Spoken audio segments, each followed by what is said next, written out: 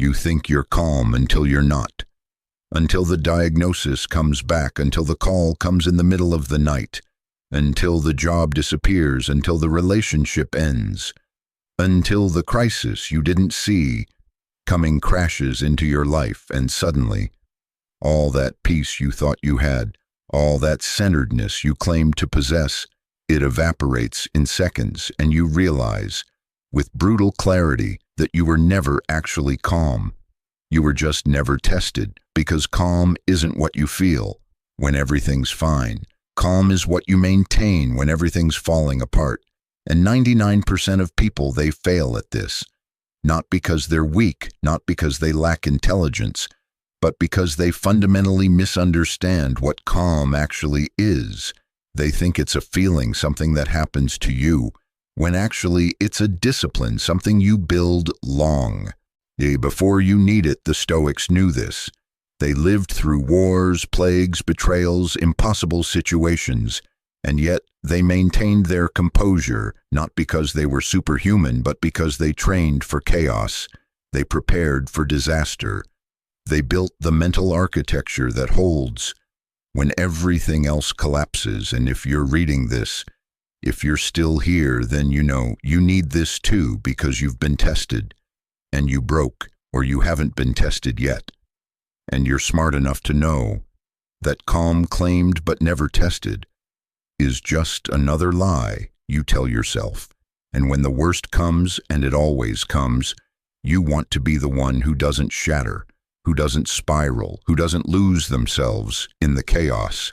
So let me show you why most people fail, why you might be one of them, and more importantly, what you need to do differently starting now before the test comes, because it's coming, and the only question is, will you be ready?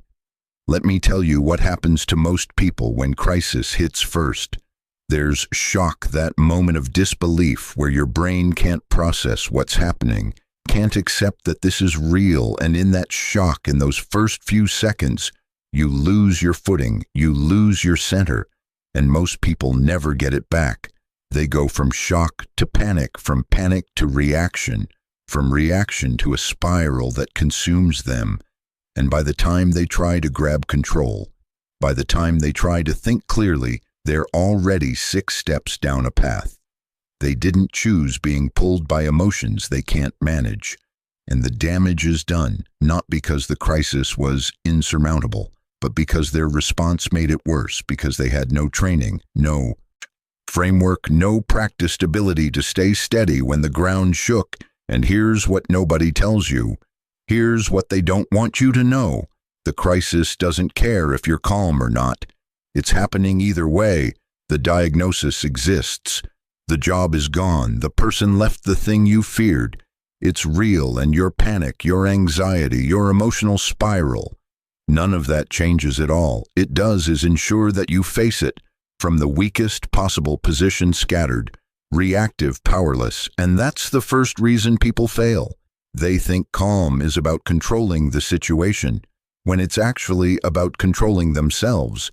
They try to stop the crisis when they should be stabilizing their response. Marcus Aurelius understood this better than anyone. He wrote, "You have power over your mind. Not outside events. Realize this, and you will find strength, not hope, maybe not someday, strength right now in the middle of the worst moment of your life. Because the strength isn't in making the crisis disappear. It's in not disappearing yourself, in staying whole, staying present, staying capable of response while everyone around you fragments. And that ability, that capacity to remain intact when everything's falling apart, that's what separates the 1% from the 99%. Not talent, not luck, not easier circumstances, just the practiced discipline of maintaining yourself when the world doesn't. The first reason most people fail at staying calm is simple. They never trained for it. They waited until the crisis to try to be calm, and that's like waiting until you're drowning to learn to swim. It doesn't work. You don't build calm in the moment of chaos. You build it long before, in the quiet. Hours in the daily practice, in the small moments where nothing's at stake, and yet you practice anyway. because you're preparing for when everything is. Think about it. You wouldn't go into a fight without training. You wouldn't perform surgery without practice. You wouldn't run a marathon without preparation. And yet people think they can handle crisis without ever training their mind to stay steady. And then they're shocked, absolutely shocked when panic takes over, when they can't think, when they freeze or spiral or break, and it's not a mystery. You didn't prepare, you didn't build the capacity. You didn't do the reps and crisis exposed that Epictetus taught his students every day to practice hardship, not because he wanted them to suffer, but because he wanted them ready. He said, difficulties are things that show a person what they are, and if you never practice difficulty, if you never voluntarily face discomfort, then when involuntary difficulty comes, when real crisis hits, you have no reference point, no muscle memory, no trained response. You're starting from zero in the worst possible moment, and zero doesn't win. Zero collapses. Here's what training looks like. It's not complicated, but it requires discipline every day. You practice the pause, the gap between stimulus and response. Something annoys you, and instead of reacting immediately, you pause, you breathe. You choose your response. Someone cuts you off in traffic. You don't rage. You observe the anger. You let it rise. You let it pass. You stay in control. These small moments, these tiny practices, they're building the capacity that holds during real crisis, because crisis is just stimulus on a bigger scale. And if you can't control yourself when the stakes are low, you definitely can't control yourself when the stakes are life and death. The Stoics practiced something called premeditatio malorum, the premeditation of evils, and modern people hear that and think it's negative, think it's pessimistic, but it's not. It's preparation. Seneca would sit and imagine losing everything, his wealth, his position, his life, and he'd ask himself, how would I handle this? What would I do? Where would I find strength? And in that practice, in that deliberate confrontation with worst-case scenarios, he was removing the shock, removing the panic, removing the element of surprise, so that if it happened, when it happened, he was ready. Not because he'd prevented it, but because he'd already faced it mentally and survived. And that survival, that rehearsed resilience, is what allowed him to stay calm. When real disaster struck, most people avoid this. They don't want to think about bad things happening. They convince themselves that positive thinking will protect them, that if they don't imagine it, it won't happen. But that's magical thinking. That's hoping reality will bend to your wishes. And reality doesn't care about your wishes. It unfolds as it unfolds. And the person who's imagined the worst, who's sat with it, who's asked themselves the hard questions and found the answers, that person doesn't break when it happens, because they've already been there. They've already walked that path mentally, and they know they can handle it. So here's the practice. Once a week, sit down and imagine something going wrong. Not everything, not constant catastrophizing. Just one thing. Imagine losing your job and ask, what would I do? Next, imagine a relationship ending and ask, how would I rebuild? Imagine illness, imagine loss, imagine failure. And instead of running from those images, instead of pushing them away, sit with them, feel them, and then plan your response. Because the response, the intentional, chosen response, is what calm actually is. It's not the absence of fear. It's the presence of a plan. It's not never feeling panic. It's knowing what to do, despite the panic, and you can't know what to do if you've never thought about it, if you've spent your whole life avoiding the question until the moment when the question becomes your reality. The second reason people fail at staying calm is they believe their emotions. They think that because they feel panic is the appropriate response. They think that because they feel fear, the situation is hopeless. They think that because they feel overwhelmed, they are overwhelmed, and that confusion, that collapse of the gap between feeling and reality is what destroys them, because feelings lie. Feelings are not facts, they're just reactions. biochemical responses to stimuli, and those responses are often wrong, often disproportionate, often based on ancient wiring that's trying to protect you from threats that don't exist anymore. Your body can't tell the difference between a lion and a layoff, between a predator and a difficult conversation. It just knows threat, and it floods you with cortisol, with adrenaline, with panic.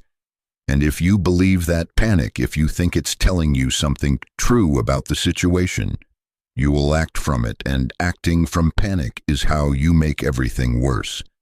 Marcus Aurelius wrote, "If you are distressed by anything external, the pain is not due to the thing itself, but to your estimate of it, and this you have the power to revoke at any moment." Read that again. The pain is not due to the thing itself, but to your estimate of it. The crisis is real. The situation is real, but your interpretation of it, your emotional reaction to it, that's yours. And if it's yours, you can change it. You can observe it. You can question it. You can refuse to let it dictate your actions. Here's what this looks like in practice. The bad news comes, and immediately your body reacts, heart racing thoughts, spiraling, stomach dropping, and in that moment most people surrender to it. They let the emotion take over. They become the panic. They act from fear, and their decisions reflect that. But the trained person, the 1%, they do something different. They notice the emotion. They name it. That's fear. That's panic. That's anxiety. And then they separate from it.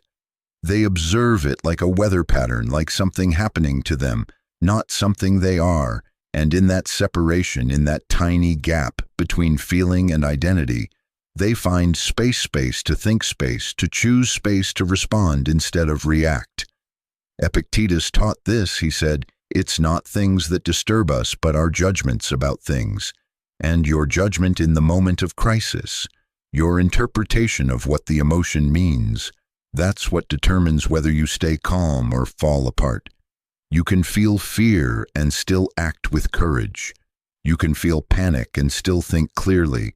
You can feel overwhelmed and still take the next step, but only if you understand that the feeling is information, not instruction. It's data, not destiny. I know someone who got diagnosed with cancer stage I3, and in that moment in the doctor's office, their body went into panic mode, full system alarm, everything screaming, but they'd trained for this, not for cancer specifically, but for crisis. They'd practiced separating feeling from action, so they felt the panic, they acknowledged it, and then they said to themselves, "Okay, that's fear, that's my body trying to protect me, but what do I actually need to do?" And they started making a list, questions for the doctor, research, to-do people to call, and in that shift from feeling to doing, from panic to planning, they stayed calm, not because they weren't afraid, but because they didn't let the fear make their decisions. That's the discipline, that's the training, and it's available to everyone. But most people never build it because they spend their lives believing that feelings are truth, that emotions are facts, and when crisis comes, they're at the mercy of whatever their body decides to feel. And bodies under stress, they don't decide. Well, they panic, they overreact, they catastrophize. And if you're just along for that ride, if you're just a passenger to your own nervous system, then calm isn't possible. You're a leaf in the wind going wherever the emotion blows you. But when you train, when you practice observing emotions without becoming them, when you build that gap between feeling and response, then you're the pilot, you're steering and steering through chaos. That's what calm actually is. Seneca said the whole future lies in uncertainty, live immediately. And what he meant is this: you can't control what's coming. You can't control what's happening, but you can control what you do right now in this moment. And if you let your emotions, your fears, your panic about the future steal your ability to act now, then you've already lost, not because the situation beat you, but because you beat yourself. The third reason people fail at staying calm is they fight reality. They spend precious energy arguing with what is wishing. it weren't true, trying to mentally undo it, and that resistance, that refusal to accept what's already happened, is what keeps them trapped in chaos. Because you can't respond effectively to something you won't accept. You can't solve a problem you're still denying exists, and denial isn't calm, it's avoidance disguised as hope.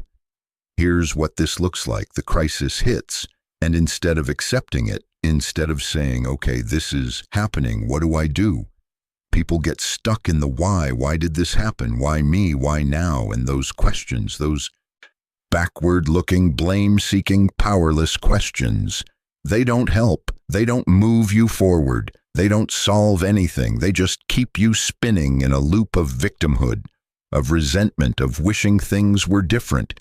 And while you're spinning, the crisis is still there, still growing, still demanding a response you're not giving because you're too busy fighting what already is. Marcus Aurelius faced this constantly as emperor: betrayal from people he trusted, loss of people he loved, decisions with no good options. And he could have spent his time asking why. He could have spiraled into bitterness, into self-pity, into the injustice of it all. But he didn't, because he understood something fundamental.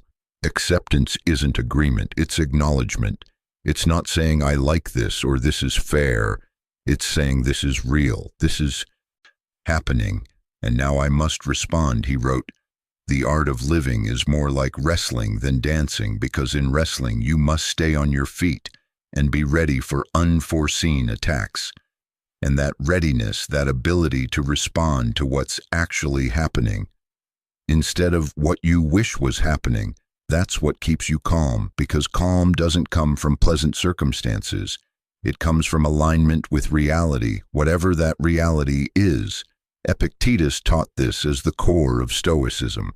He said, don't demand that things happen as you wish, but wish that they happen as they do happen, and you'll go on. Well, and people hate that advice. They think it means be passive, accept everything, don't fight. But that's not what it means. It means accept what is, so you can work with what is. Stop arguing with reality and start responding to it, because reality doesn't care if you accept it or not. It is what it is, and your non-acceptance doesn't change it. It just makes you less effective at dealing with it. Here's the practice when crisis comes, when the thing you didn't want becomes the thing that is. Give yourself 10 seconds to feel whatever you feel, to be shocked, to be angry, to be scared, and then say out loud, this is real, and ask, what do I do now? Not why did this happen, not how do I undo this, not who's to blame, just what do I do now? Because that question, that forward-facing, action-oriented question, is what pulls you out of chaos and into response. And response, even imperfect response, is movement, and movement is how you survive. I watched someone lose everything in a business failure. Partners betrayed them, debt piled up, reputation destroyed, and for the first few days they were in shock. They fought it, they replayed decisions, they tortured themselves with what if and if only, and it paralyzed them. But then something shifted. They stopped fighting. They stopped wishing it hadn't happened. And they said, okay, this is where I am now. What's next? And in that acceptance, in that turn toward reality, they found calm, not happy. Calm, not peaceful calm, but functional calm. The ability to think, to plan, to move. And within a year, they'd rebuilt, not because they denied what happened, but because they accepted it and responded to it. That's the power of acceptance. It doesn't make the crisis disappear. It makes you capable of handling it. Seneca wrote, "We suffer more often in imagination than in reality, and fighting reality is suffering in imagination." It's living in a world where the crisis didn't happen, where things are different, where you don't have to deal with this, but that world doesn't exist. And the longer you stay there, the more the real world, the one that actually exists, spirals out of your control. So stop fighting, stop wishing, Stop replaying and start accepting, because acceptance is the bridge between chaos and calm. And without it, you're stuck on the wrong side, watching your life fall apart while you argue with facts. The fourth reason people fail at staying calm is they isolate. They think strength means handling everything alone. They think asking for help is weakness. So when crisis comes, when they need support the most, they push everyone away, they shut down, they retreat. And in that isolation, in that self-imposed solitude, the crisis grows. The thoughts spiral, the fear multiplies because there's no one to reality check it. See, no one to help carry the weight, no one to remind you that you're not alone, that others have survived, that this too shall pass, and what could have been manageable with support becomes crushing without it. The Stoics valued community. They understood that humans are social beings. Marcus Aurelius wrote, "We were born to work together like feet, hands, eyes, like the two rows of teeth, upper and lower. To obstruct each other is unnatural. Our mutual aid is the way, and mutual aid means letting people in, means being honest about the struggle, means accepting help when it's offered. Not because you can't handle it alone, but because you don't have to. And handling it together is smarter, stronger, more effective." Here's what happens in isolation. Your thoughts become your only reality, and thoughts under stress are not reliable. They catastrophize. They distort, they lie, and without external input, without someone who can say, "Hey, I went through something similar," or "Let me help you think through this," or "You're stronger than you think," those distorted thoughts become your truth, and you act from that distorted truth, and your actions make things worse, and the cycle continues. I've seen this pattern destroy people, not the crisis itself, but the isolation they chose during it. They didn't want to burden anyone. They didn't want to look weak. They didn't want to admit they were struggling, so they suffered alone. And that suffering became identity, became depression, became a hole they couldn't climb out of because they'd convinced themselves that needing help meant failure, when actually needing help means you're human, and admitting it means you're wise. Seneca wrote, "Associate with people who are likely to improve you. Welcome those who you can improve." A relationship of this sort brings mutual benefit, and during crisis, that mutual benefit, that exchange of support, is what keeps you sane, keeps you grounded, keeps you from drowning in your own thoughts, because other people, they provide perspective. They remind you of your strength. They carry part of the weight, and that sharing, that community, that vulnerability, it's not weakness, it's strategy. Here's the practice when crisis hits, when you feel the urge to hide, to isolate, to handle it alone. Do the opposite, reach out, call someone you trust, tell them what's happening, not to complain, not to spiral, but to speak it out loud, to get it out of your head and into the open, where it can be examined, where reality can meet interpretation, and you'll find that just saying it out loud, just sharing the burden, reduces its power, because secrets grow in darkness, and isolation is darkness. And the moment you bring it to light, the moment you let someone in, the monster shrinks. It's still real, it's still there, but it's no longer the all-consuming terror it was when it lived only in your head. This doesn't mean you rely entirely on others. It doesn't mean you become dependent.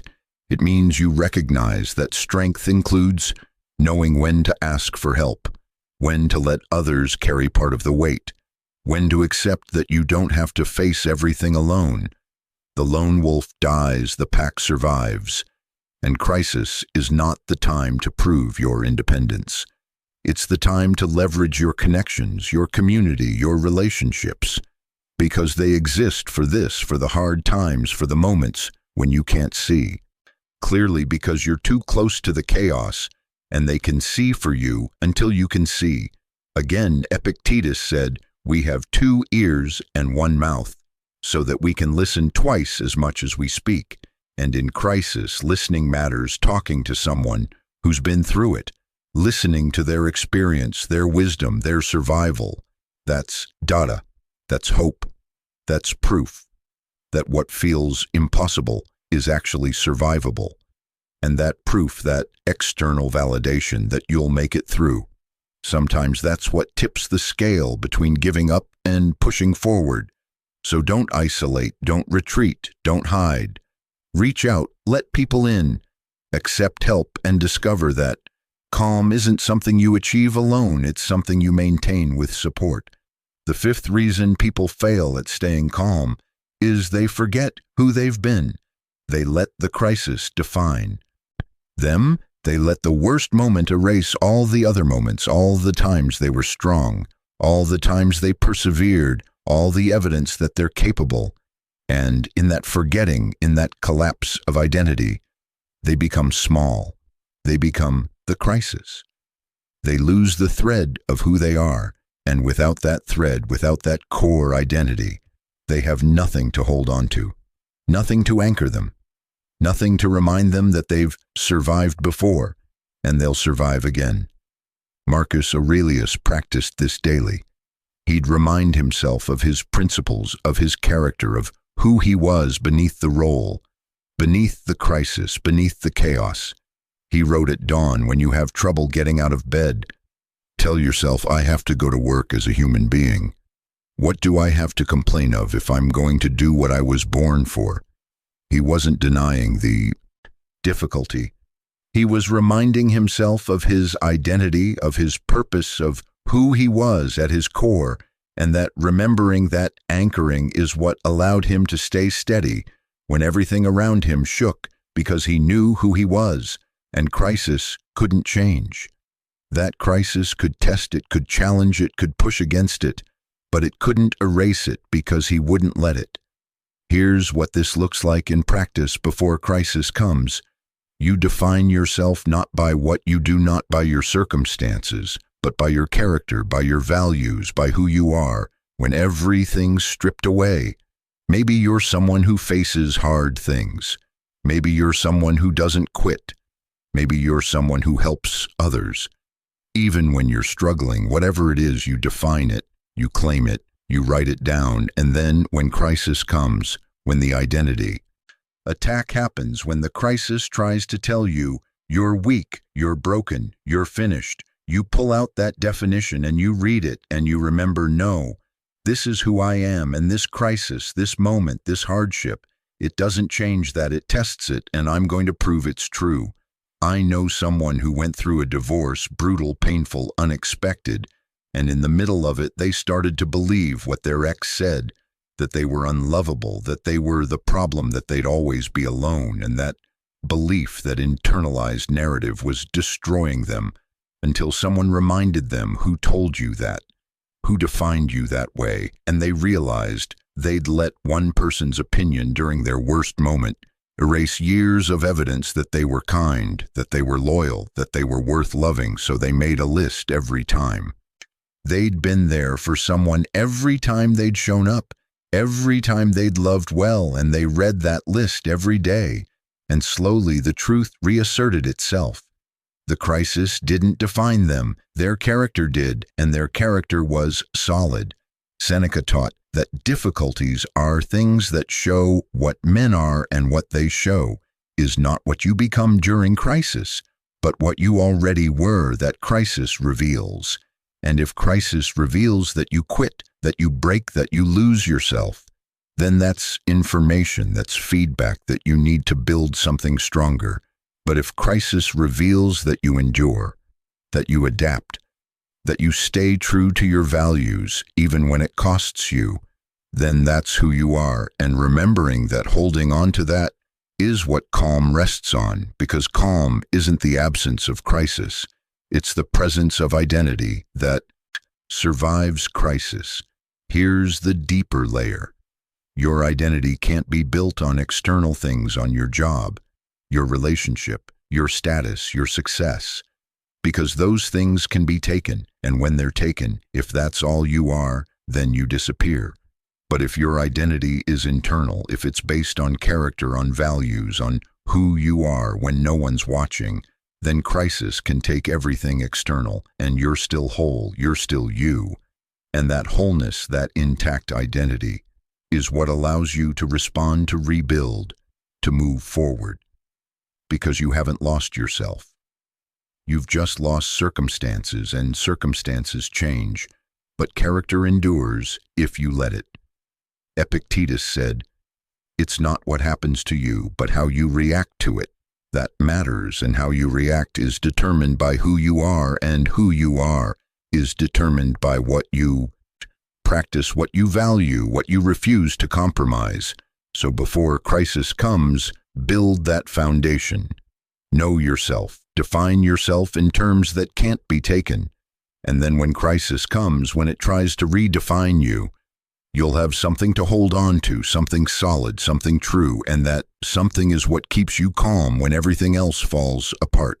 The sixth reason people fail at staying calm is they try to control outcomes. They think calm means making the crisis go away, means fixing it, solving it, preventing the worst-case scenario. And when they can't, when the outcome stays uncertain, when the situation refuses to resolve, they panic because they've confused control of the situation with control of themselves, and the former is impossible, while the latter is the only thing that matters. This might be the most important distinction in all of Stoicism, the dichotomy of control. Some things are up to us, and some things are not. And the things that are not up to us include almost everything: the outcome, the other person's choice, the diagnosis, the economic conditions, the actions of others. None of that is yours to control. And spending energy trying to control it is not just futile, it's destructive, because that energy could be spent on what you can control. Your response, your effort, your attitude, your next move. Marcus Aurelius wrote, "You have power over your mind, not outside events." And he lived this. He was emperor. He had more power than almost anyone, and yet he knew that most of what happened was beyond his control. He couldn't control the plague that killed millions. He couldn't control the betrayals. He couldn't control the invasions. All he could control was how he responded, and that focus, that discipline to pour all his energy into what was his to control, is what kept him steady, is what kept him effective, is what kept him calm. Here's where people get stuck. They think letting go of outcomes means not caring, means giving up, means accepting defeat. But it doesn't. It means accepting reality. It means understanding that you can care deeply about an outcome. You can work toward it with everything you have and still not control whether it happens. And that acceptance, that release of the illusion of control, doesn't make you weaker. It makes you free. Free to do your best without attachment to results. Free to act without being paralyzed by what might happen.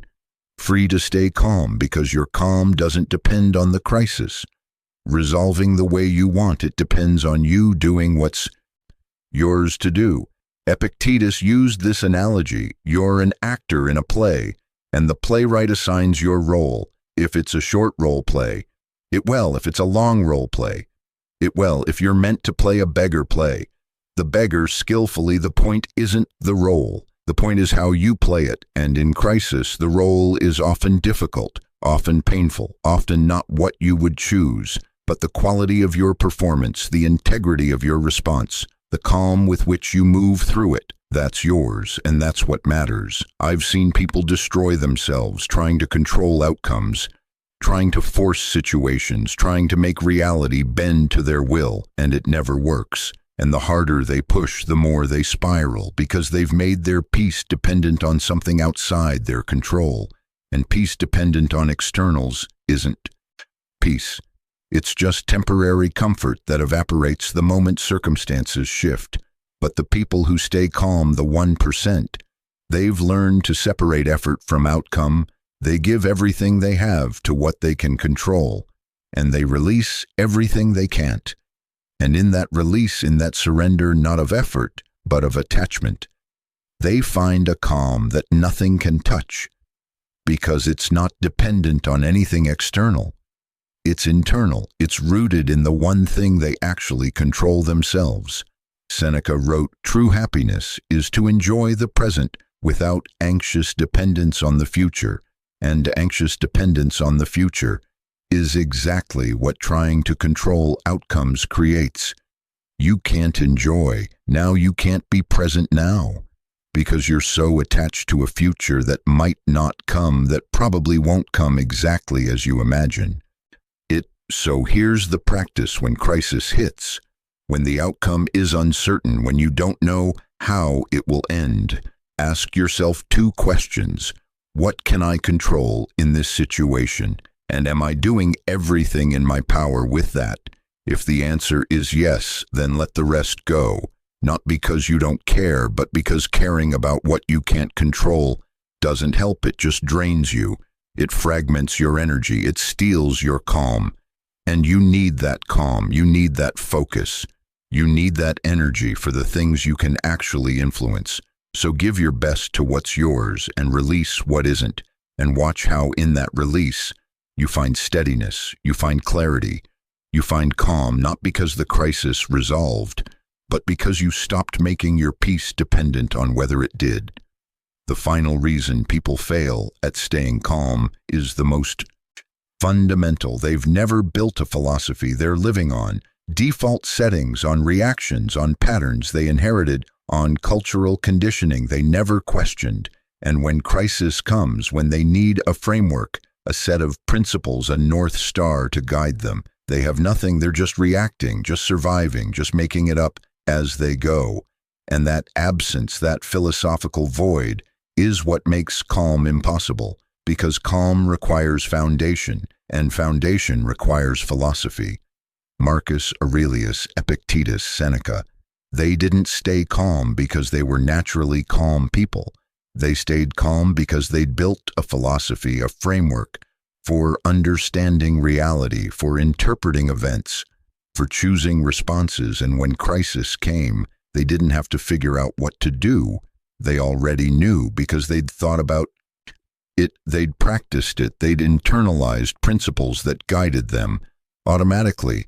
Your philosophy doesn't have to be stoicism, but it has to be something. It has to be a set of beliefs about what matters, about who you are, about how you should respond when things fall apart. And if you don't have that, if you've never thought about it, then when crisis comes, you're building the plane while you're falling out of the sky, and that doesn't work. Epictetus told his students, first say to yourself what you would be, and then do what you have to do. And the first part, that's philosophy, that's deciding who you are, what you value, what kind of person you want to be. And the second part, that's practice, that's living according to those principles. But you can't do the second without the first. You can't live your values if you've never defined them. You can't act from principle if you've never built any. Here's what building a philosophy looks like. You sit down and you ask the hard questions. What do I believe about suffering? What do I believe about control? What do I believe about fairness, about justice, about meaning? And you answer honestly, not with what you're supposed to believe, but with what you actually believe, and then you test those beliefs. You ask, do these beliefs make me stronger or weaker? Do they help me respond or just react? Do they create calm or chaos? And if they create chaos, if they make you weaker, you change them. You build better beliefs, and you practice them until they're automatic, until they're part of you. I know someone who built their philosophy around one idea. I am responsible for my response to everything. Not my fault. Not my responsibility for the event, but my response, that's mine. And that simple framework, that single principle, it changed everything. Because when crisis came, they didn't ask, why is this happening? They didn't play victim. They didn't waste energy on blame. They just asked, what's my response? And they gave it. And that clarity, that immediate shift from event to response, is what kept them calm. Seneca wrote, the whole future lies in uncertainty. Live immediately. And living immediately requires a philosophy of the present, A framework that values now over then, that values action over worry, that values character over circumstances. And without that framework, without that foundation, you're at the mercy of whatever happens, and whatever happens will feel like too much, will feel like chaos because you have no way to interpret it, no way to metabolize it, no way to respond other than panic. So here's what you do. You build your philosophy now before crisis comes. You decide what you believe about control, about suffering, about response. You write it down, you practice it, and when crisis comes, when the worst happens, you don't have to think you already know. You know what matters, you know who you are, you know what to do. And that knowing, that practiced preparedness, that philosophical foundation is what creates calm. Not in the absence of crisis, but in the presence of it. Marcus Aurelius wrote, "The happiness of your life depends upon the quality of your thoughts."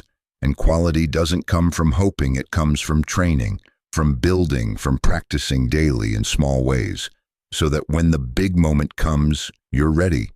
Here's the truth that connects everything. Calm is not a feeling, it's a practice. It's not something that happens to you. It's something you build deliberately, systematically, through training, through acceptance, through community, through identity, through releasing control, through philosophy, and 99% of people fail at it. Not because they're broken, but because they never built it.